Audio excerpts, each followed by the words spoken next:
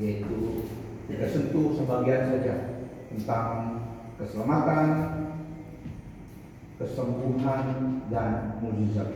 Karena ini adalah dalam firman Tuhan. Karena Tuhan Yesus adalah Allah yang sumber keselamatan, sumber kesembuhan, sumber mujizat.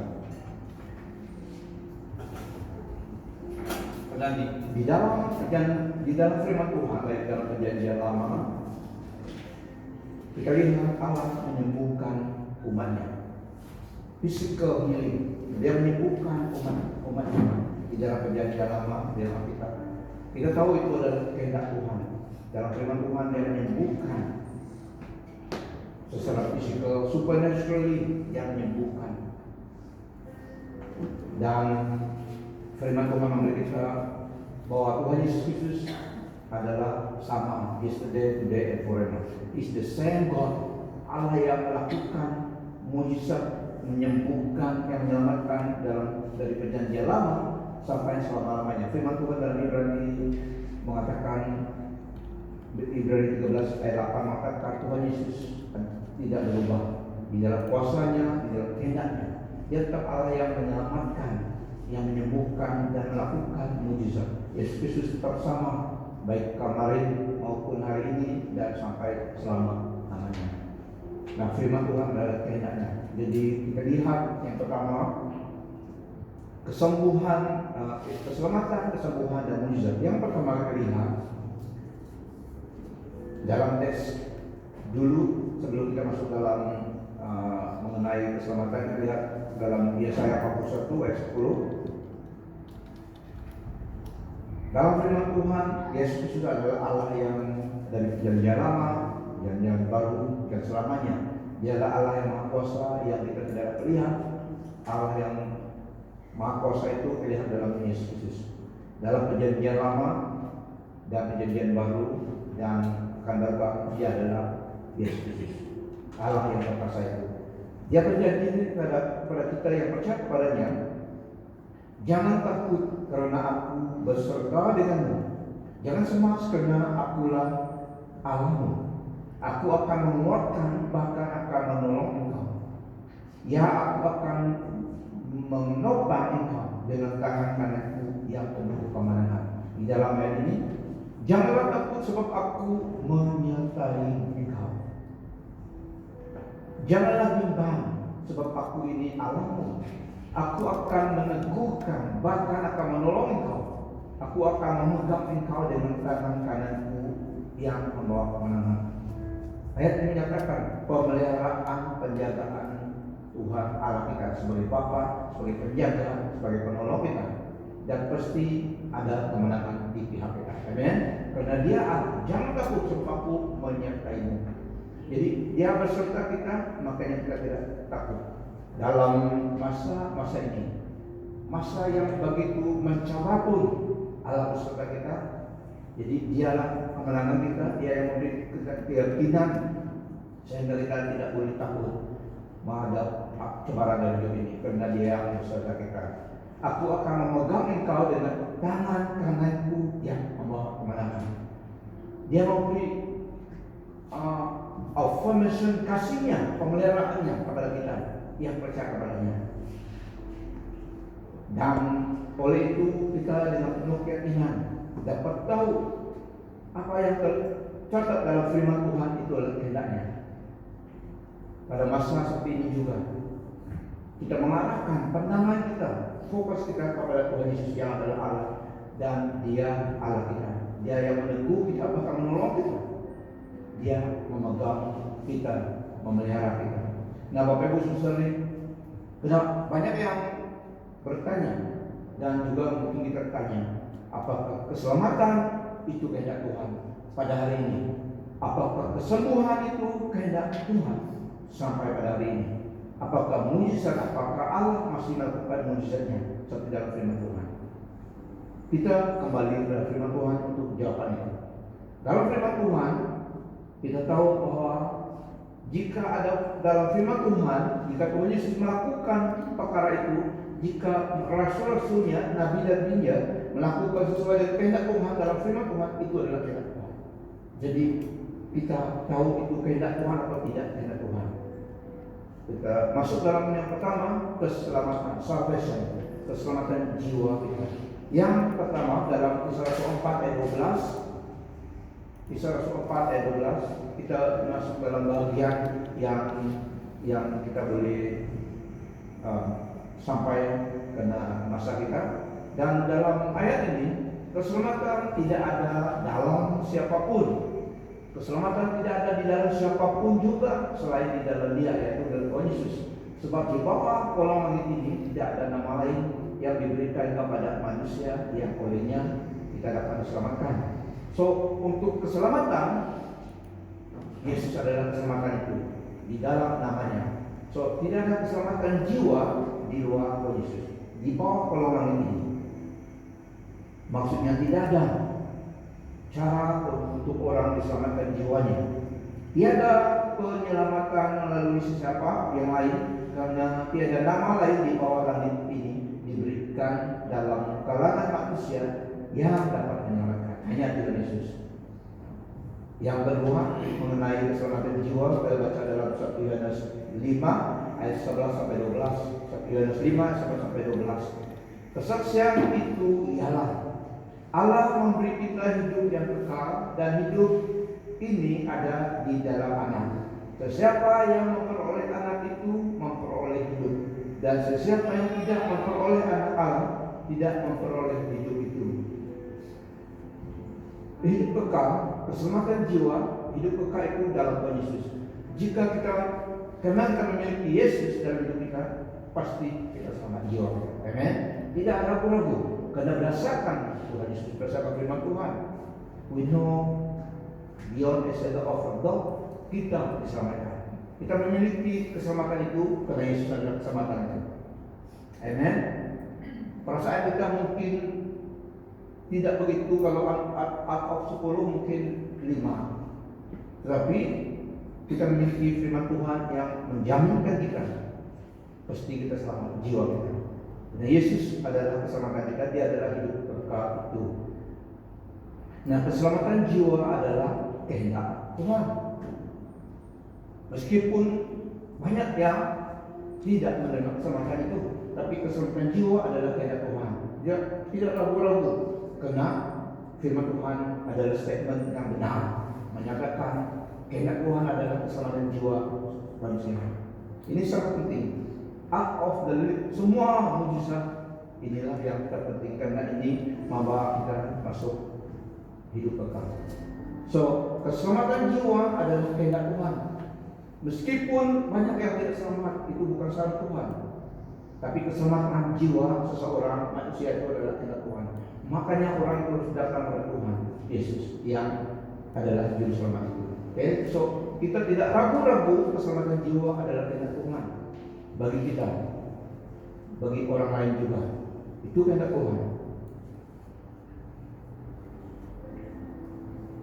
Satu ayat sebelum kita masuk dalam kesembuhan berdasarkan firman Tuhan, karena Dia adalah memihak kita, karena Tuhan Allah kita memihak kita. Yesaya 54 ayat 17 memberikan jaminan kita dalam Kristus ini adalah untuk kita.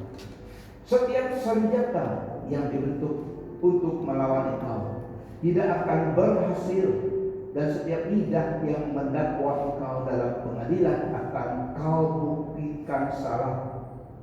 Inilah harta pusaka hamba Tuhan dan kebenaran yang diterima mereka daripadaku. Demikian firman Tuhan. Sekuat ini untuk diri saya sebagai hamba Tuhan, tapi kita juga ini menjadi Tuhan. Tuhan membela kita. Meskipun dalam ayat ini untuk hamba Tuhan, kita melayani Tuhan, kita adalah milik Tuhan. So, Dia katakan setiap senjata yang dibentuk,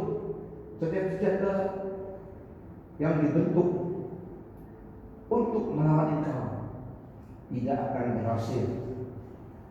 No weapon forged against you will prosper. Karena Dia yang membela kita. Setiap senjata yang dibentuk untuk melawan engkau tidak akan berhasil, dan setiap lidah yang mendakwa engkau menuduh kita tidak selamat, menuduh kita dikutuk. Tapi Tuhan katakan, setiap lidah yang mendakwa engkau dalam pengadilan akan kau buktikan salah. Inilah hal-hal pusaka hamba Tuhan dan kebenaran yang diterima mereka daripadaku. Demikian firman Tuhan. Allah yang Maha Kuasa itu yang memberi firman-Nya ini. So, kita mengamalkannya karena ini kehendak Tuhan. Ini kehendak Tuhan untuk kita. Bapak Ibu Saudara-saudari, yang kedua, kesembuhan. Kesembuhan adalah tubuh fisik kita dan juga emosi dan juga spiritual. Tapi lebih menyangkut kepada jasmani, physical healing, tapi mental, emotional, spiritual healing juga. Saya akan menyatakan 4 alasan sebab Tuhan ataupun Allah menyembuh. 4 alasan Tuhan menyembuh seseorang. Yang pertama, God heals because He has compassion. Tuhan Allah akan menyembuh karena Dia penuh dengan belas kasihan. Tuhan Yesus menyembuh karena Dia memiliki belas kasihan kepada orang yang sakit. Alasan yang pertama, Tuhan menyembuh adalah karena Dia penuh dengan belas kasihan. Dia tidak senang melihat orang sakit, jadi Dia menyembuhkan orang yang datang kepadanya. Kita lihat dalam firman Tuhan banyak insiden, banyak kesaksian di mana Tuhan Yesus menyembuh orang sakit. Dia menyembuh, Allah menyembuh melalui Tuhan Yesus karena Yesus adalah Allah. Dia menyembuh orang sakit karena Dia adalah Allah yang penuh dengan belas kasihan. Sepertinya Dia menyembuhkan seorang yang memiliki penyakit leprosi, Markus 1 ayat 41. Dia menyembuhkan dia karena Dia berbelas kasihan kepada orang itu. Dan juga 2 orang buta yang berseru kepadanya, minta tolong karena mereka buta, mau melihat.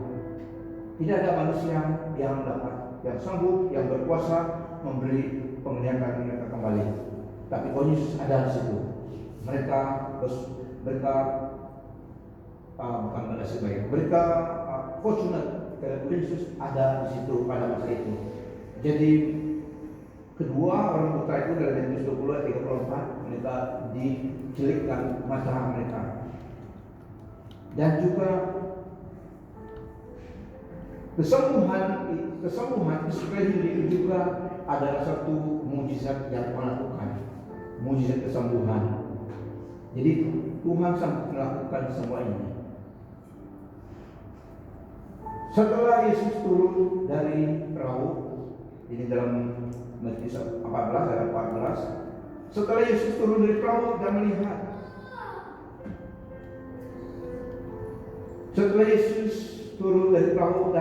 orang ramai di situ, hatinya berbelas kasih terhadap mereka, lalu Dia menyembuhkan orang yang sakit dalam kalangan mereka. So, kehendak Tuhan menyembuh orang yang sakit karena Dia memiliki belas kasihan, a compassionate God. Dan seterusnya kita lihat waktu Yesus pergi dengan Petrus, dia lihat mother-in-law dia sakit kepala fever, Dia pegang tangannya menyembuh dia, sehingga ibu itu dapat melayani mereka buat hidangan yang diperlukan. Dan juga dalam Matius 8 ayat 16 sampai 17, setelah hari petang, ramai orang yang dirasuk roh iblis dibawa kepada Yesus. Dia menghalau roh iblis itu dengan sepatah kata saja dan menyembuhkan semua yang sakit.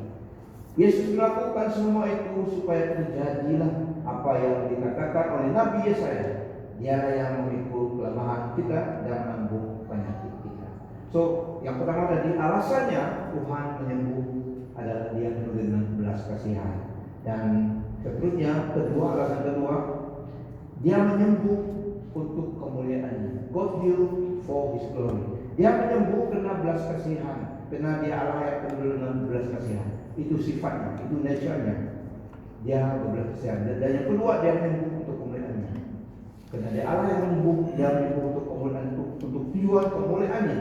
Seperti dalam Yohanes 11 ayat 4 kita baca, ketika Yesus mendengar kabar itu, dia berkata, penyakit itu tidak akan membawa kematian, tetapi akan mendatangkan kemuliaan Allah.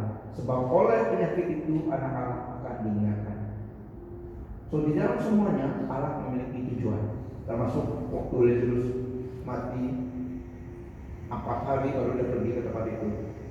Kalau biasanya orang lama mati, kalau 4 hari sudah bau busukan, tapi Yesus di situ, dia pergi di situ membangkitkan Lazarus. Tapi dia katakan penyakit yang punca kematian Lazarus. Tapi penyakit itu tidak akan mematikan dia. Yesus akan bangkit, dan tujuannya itu supaya menyatakan kemuliaan. Jadi dia menyebutkan untuk kemuliaannya. Satu lagi, dia menyebut untuk kemuliaannya. Kita lihat dalam Lukas 5 dari ayat 3 sampai 25. Waktu mereka bawa seorang yang lumpuh itu, manakah yang lebih mudah dikatakan, dosamu diampunkan atau bangun dan berjalan? Tapi supaya kamu tahu bahwa anak manusia berkuasa di bumi ini mengampuni dosa. Dia berkata kepada orang yang lumpuh itu, aku berkata kepadamu, bangun, angkat tilammu dan pulanglah. Seketika itu juga dia bangun di hadapan mereka sekalian. Dia mengangkat tikar tempat dia berbalik tadi, lalu pulang sambil memuji Allah. Semua orang tercengang dan memuji Allah. Mereka berasa takjub sambil berkata, pada hari ini kami telah menyaksikan hal yang ajaib. Nah, khususnya Allah menyebut, Tuhan menyebut karena untuk kemuliaannya. Segala sesuatu dapat dilakukan, tapi alasannya kedua dan menyebut karena untuk kemuliaannya. Supaya orang memuji kemuliaan Tuhan. Memang dia yang sumbernya. Keselamatan jiwa, kesembuhan dan mujizat, satu link yang connect ketiga ini adalah Allah yang sumbernya. Tidak ada sesiapa pada manusia, iblis pun tidak dapat melakukan keselamatan, kesembuhan dan mujizat yang memuliakan Tuhan ini. Jadi yang kedua tadi, yes, Tuhan menyebut karena untuk kemuliaannya. Yang ketiga, God heals in response to faith. Tuhan menyebut karena orang memiliki iman kepadanya.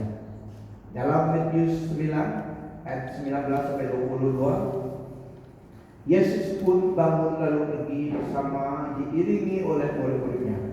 Ketika itu ada seorang wanita yang telah mengidap penyakit pendarahan selama 12 tahun. Dia mendekati Yesus dari belakang lalu menyentuh ujung jubahnya. Fikir wanita itu dalam hatinya. Dia berpikir, apabila aku sentuh jubahnya itu aku akan sembuh. Yesus menoleh dan melihatnya lalu berkata kepadanya,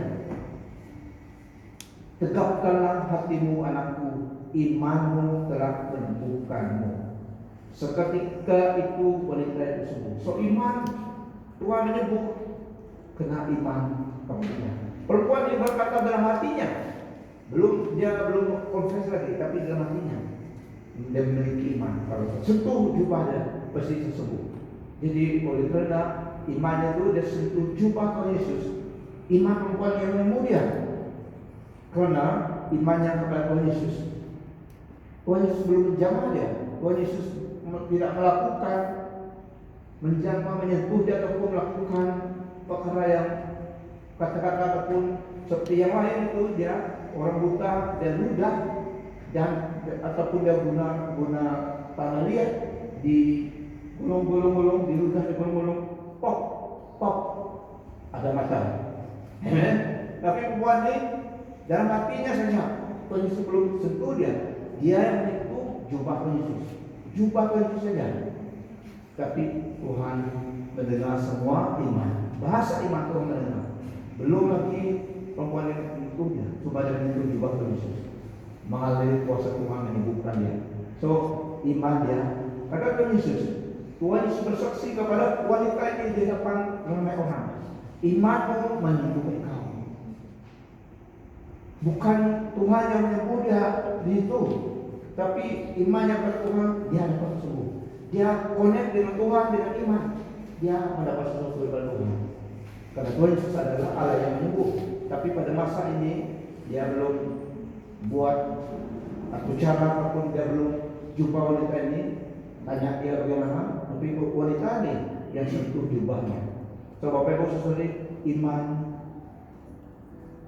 menyentuh hati Tuhan. God will respond to faith. So iman itu seketika itu wanita itu sembuh. Yang keempat, alasan Tuhan menyembuh, in response to His own purpose. God heal in response to His own purpose. Dia menyembuh karena untuk kehendaknya, tujuannya. Sepertinya kita lihat dalam Yakobus 5 ayat 13 sampai 16. Adakah sesiapa dalam kalanganmu yang sedang mengalami kesusahan? Berdoalah. Adakah sesiapa yang sedang bergembira? Nyanyikanlah lagu pujian kepada Allah. Adakah sesiapa yang sakit? Panggillah para tua, panggillah peserta jemaah untuk mendoakannya dan menyapukan minyak padanya dengan nama Tuhan. Doa yang dilafazkan dengan iman akan menyembuhkan orang sakit itu. Tuhan akan memulihkan kesehatannya dan dosanya akan diampunkan. Oleh itu hendaklah kamu saling mengakui dosa serta mendoakan satu sama yang lain supaya kamu disembuhkan. Doa orang yang benar mempunyai kuasa yang hebat. Tuhan juga karena firman-Nya telah dilafazkan, jadi dia respon. Makanya kita boleh mendoakan orang sakit. Di dalam ayat ini, jika ada yang sakit, panggillah para tua-tua jemaah, elders ataupun spiritualists, pastors, mendoakannya, menyapukan minyak padanya dengan nama Tuhan. Nama Tuhan itu yang membawa kesembuhan. Kita boleh guna minyak karena firman Tuhan katakan demikian.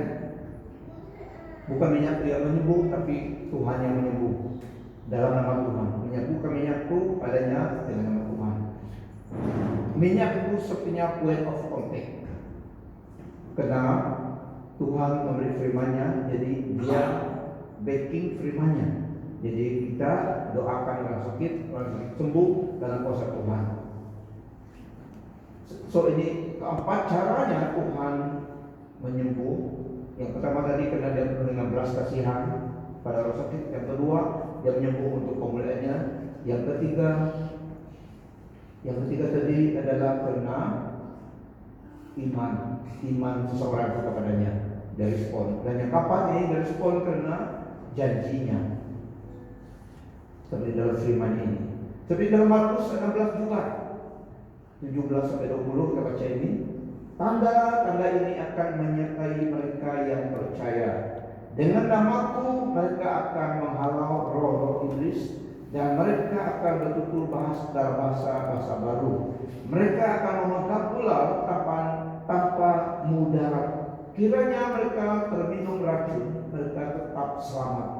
Mereka akan meletakkan tangan pada orang sakit dan orang itu akan sembuh. Setelah Tuhan Yesus berkata-kata dengan mereka, dia disambut naik ke surga lalu duduk di kanan Allah. Para muridnya pergi menyampaikan perkabaran Injil di serata dunia. Tuhan bekerja bersama mereka mengesahkan firman dengan Tuhan bekerja sama dengan mereka. Tuhan bekerja bersama mereka mengesahkan firman dengan iringan tanda-tanda ajaib, termasuk kesembuhan. Makanya dalam Markus ini kita sebagai orang percaya diberi wibawa, diberi authority untuk mendoakan orang sakit. Kita di situ kita berdoa dengan Yesus supaya orang itu disembuhkan. So ini dalam Markus 16. Jadi Tuhan respon karena janjinya. Yang beri firman-Nya dalam Markus ini adalah janjinya. So kita berdoa untuk orang sakit dan Tuhan menyembuhkan mereka. Semuanya ini adalah Tuhan yang melakukannya. Kita hanya point of contact untuk channel saja. Nah, keselamatan adalah kehendak Tuhan, kesembuhan adalah kehendak Tuhan, dan yang ketiga kita lihat miracles ataupun mujizat. Mujizat ataupun miracle adalah supernatural acts of God to help to bless us. Memang kesembuhan dan keselamatan adalah kuasa Tuhan yang melakukannya, termasuk mujizat. Dan ada 7 tanda mujizat dalam firman Tuhan yang ingin saya highlight untuk kita. Meskipun banyak di dalam apa yang Tuhan lakukan, semua interrelated. Kesembuhan kadang-kadang karena waktu Tuhan Yesus membangkitkan anak janda itu adalah kesembuhan, tapi itu adalah mujizat juga. So ada connection, interrelated. Sumbernya sama, Tuhan yang melakukannya. Dan 7 dalam firman Tuhan saya ingin highlight 7 mujizat yang dinyatakan dalam firman Tuhan. Waktu Tuhan Yesus membuat air menjadi anggur, itu adalah mujizat. Turning water into wine. Mengubah air menjadi anggur, itu adalah dikatakan mujizat. Berjalan atas air adalah mujizat. Tuhan Yesus berjalan atas air. Manusia normal, manusia dalam kehidupan tidak berjalan atas air. Kalau berjalan kegiatan lain memang tenggelam, tapi Tuhan Yesus berjalan atas air. So itu adalah mujizat. Miracles. Menyembuhkan juga, menyembuhkan orang yang memang bertahun-tahun sakit adalah mujizat, adalah kesembuhan. Kita lihat satu insiden di dalam Yohanes 5 ayat 1. Kita baca dari ayat 3. Di setiap serambi itu ramai orang sakit dan cacat berbaring. Ada yang buta, ada yang timpang, dan ada yang lumpuh, menunggu air kolam itu berkocak ataupun stirring of the water. Sekali-sekala malaikat Tuhan akan turun menggoncang air kolam itu, yang mengguncang air kolam itu. Dan sesiapa yang pertama masuk ke dalam kolam itu, ketika airnya berkocak, akan sembuh daripada penyakitnya. Apapun penyakit siapa yang dulu masuk, semua disembuhkan. Apapun yang jadi masalah kesehatan, yang dulu masuk dalam kolam itu waktu mereka telah menggoncangkan air itu, sembuh. Sekali-sekala malaikat Tuhan akan turun mengocak air kolam itu. Sesiapa yang pertama masuk ke dalam kolam itu, ketika airnya berkocak, akan sembuh daripada penyakitnya. Dalam kalangan mereka ada seorang lelaki yang telah sakit selama 38 tahun. 38 tahun seorang ini sakit. Yesus melihatnya terbaring di situ. Itu sejak harapan, tunggu di kolam itu. Sampai berapa tahun? 38 tahun. Orang itu terbaring di situ, tunggu mujizat, tunggu peluang ya. Tapi dia katakan sini, Yesus melihatnya terbaring di situ dan mengetahui bahwa dia telah sakit demikian lamanya. Yesus bertanya kepadanya, inginkah kamu sembuh? Di sini Tuhan Yesus tanya, inginkah kamu sembuh? Orang sakit itu menjawab, dia belum tahu siapa Tuhan Yesus, dia belum tahu itu Tuhan Yesus. Dia menjawab sini. Orang sakit itu menjawab, Tuhan, tiada siapapun di sini yang dapat memasukkan aku ke dalam kolam itu ketika airnya berkocak. Setiap kali aku coba masuk, orang lain telah masuk dulu. Wah, 38 tahun dia usaha mau masuk.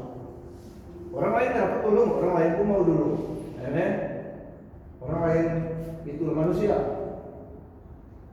tidak mau tolong karena dia pun perlu ditolong. Apalagi yang ini 38 tahun. Mana keluarganya tidak tahu, tapi siapa mau tunggu dengan dia 38 tahun. Bila air itu diguncang mereka turun, tidak ada jadwalnya. Tapi itulah mereka tunggu itu. Ya 38 tahun karena dia lumpuh.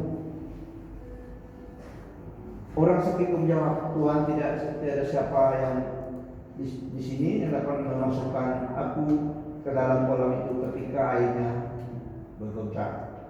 Satu orang saja juga yang boleh sembuh pada masa itu. Yang pertama masuk ke kolam itu. Setiap kali aku coba masuk, orang lain telah masuk dahulu. Yesus berkata kepadanya, bangun, angkat tilammu dan berjalan. Serta merta orang itu sembuh, lalu mengangkat tikalnya dan berjalan. Perkara itu terjadi pada hari Sabat. So ini adalah mujizat kesembuhan, mujizat dan juga kesembuhan. Dan Tuhan Yesus memberi makan 4.000 orang pada satu setting, 5.000 orang pada satu setting. Itu adalah mujizat. Makanan yang sedikit Tuhan berkati.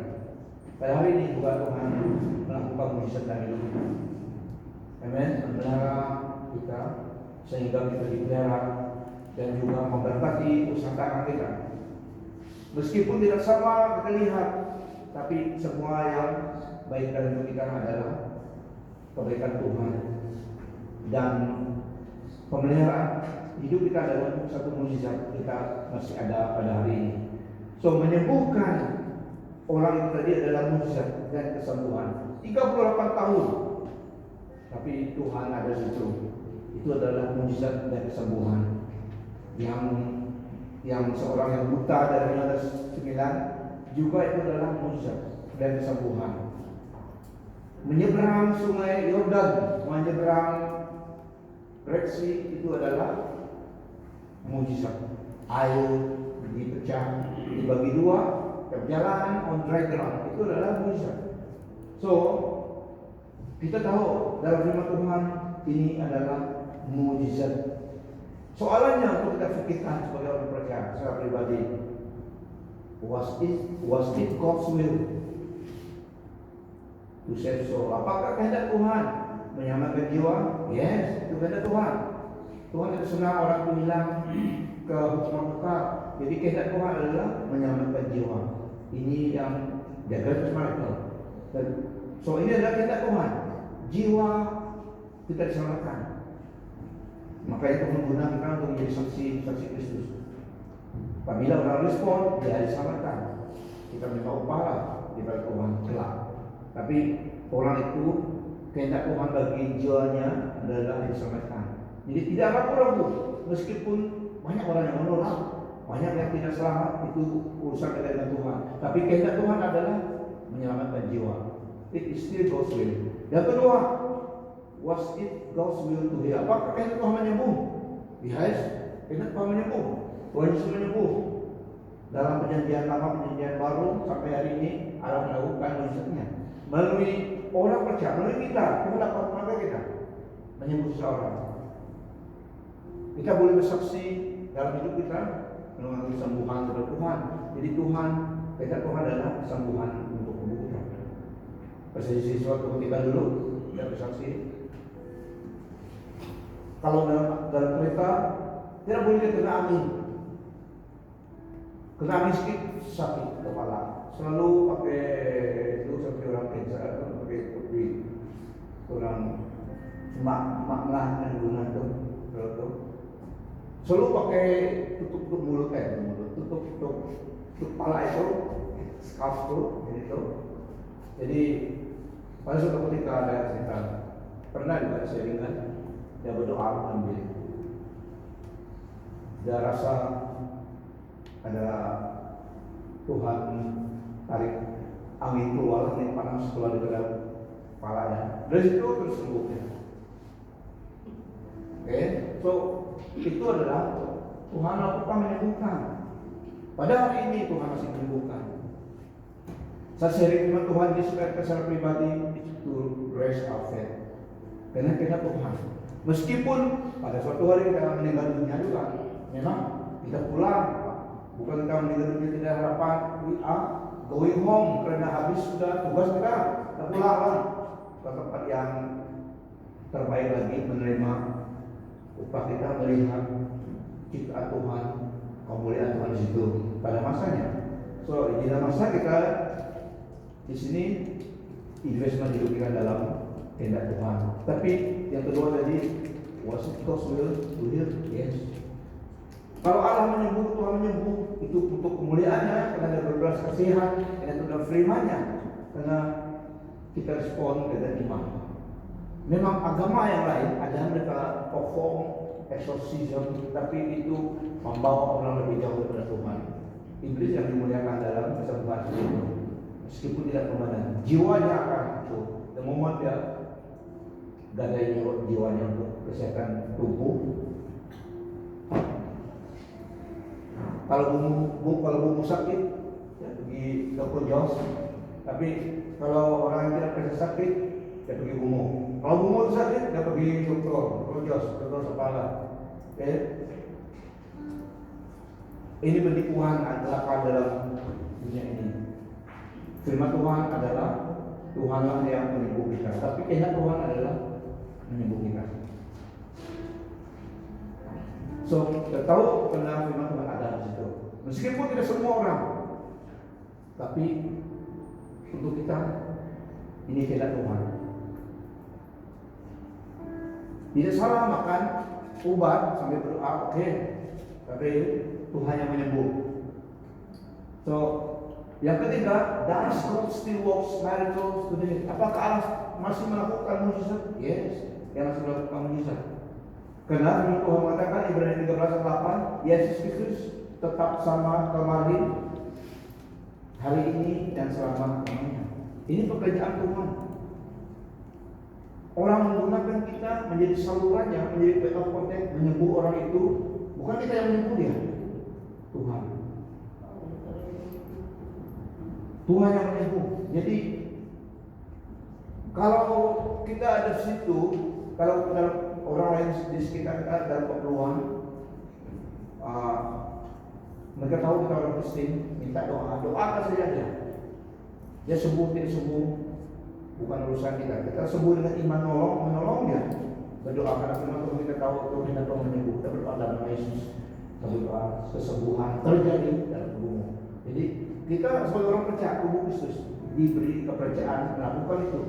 Orang itu sembuh tidak sembuh, dia sembuh pun bukan kita yang menyembuh dia, bukan karena godliness kita, bukan karena kita berpuasa, bukan karena kita kulusan kita tidak.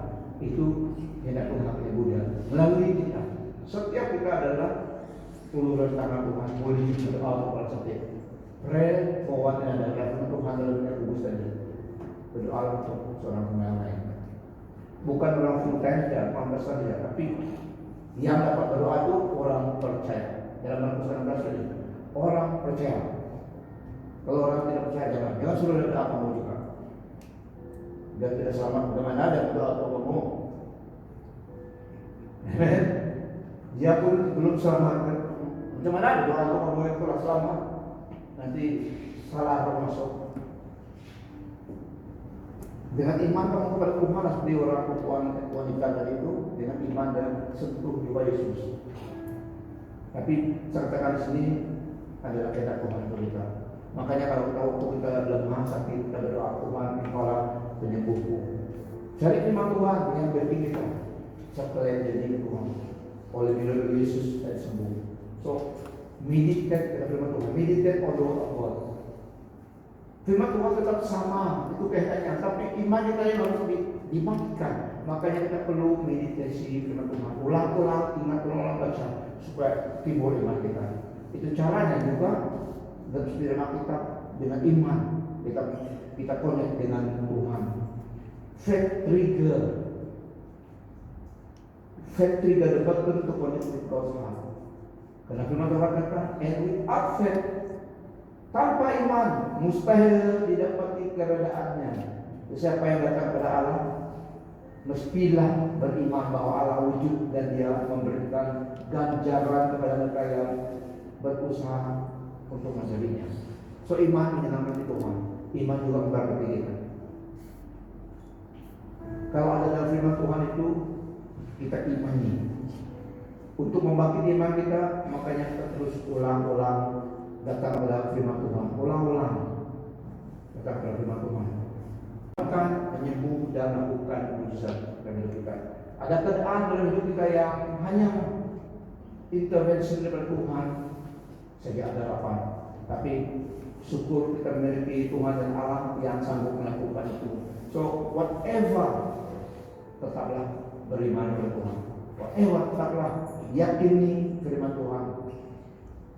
Yang kita dapat lakukan adalah bring ourselves, meditate firman Tuhan, selalu ulang-ulang supaya iman kita bangkit. Iman adalah kepastian akan perkara-perkara yang diharapkan, keyakinan akan perkara-perkara yang tidak dilihat. Iman kepada Tuhan dan firman-Nya. Dan kehendak Tuhan menyembuhkan, kehendak Tuhan menyelamatkan, kehendak Tuhan melakukan mujizat. Kemuliaan, kebesaran, keagungan, kejayaan hanyalah bagimu Tuhan Allah kami Yesus Kristus, dari kekal sampai kekal. Haleluya. Amen.